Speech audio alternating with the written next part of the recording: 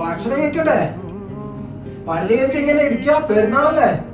എന്ത് ഭക്ഷണം കഴിഞ്ഞ പെരുന്നാൾക്കൊക്കെ പെണ്ണുങ്ങളും കുട്ടികൾക്ക് എല്ലാരും കൂടി ഇരുന്നിട്ട് ഭക്ഷണം കഴിച്ചല്ലോ.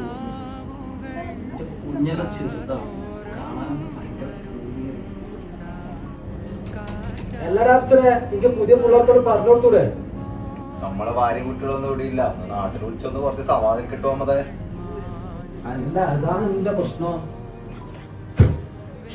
ഇപ്പൊ ഒരു കാര്യം അറിയാം, 10-18 വർഷമായി നമ്മ ഇങ്ങനെ ഈ പ്രവാസ ലോകത്ത് വന്നിട്ട് പെരുന്നാളായ ഭക്ഷണം കഴിക്കും, എന്നപാടും ഡ്യൂട്ടിക്ക് പോകും. അതാണ് പ്രവാസി. നാട്ടിൽ നിന്ന് അയക്കുന്ന ഫോട്ടോത്തിൻ്റെയും മറ്റേ കുട്ടികളെ ഇതെല്ലാം വീഡിയോ കണ്ട് സന്തോഷപ്പെടുക.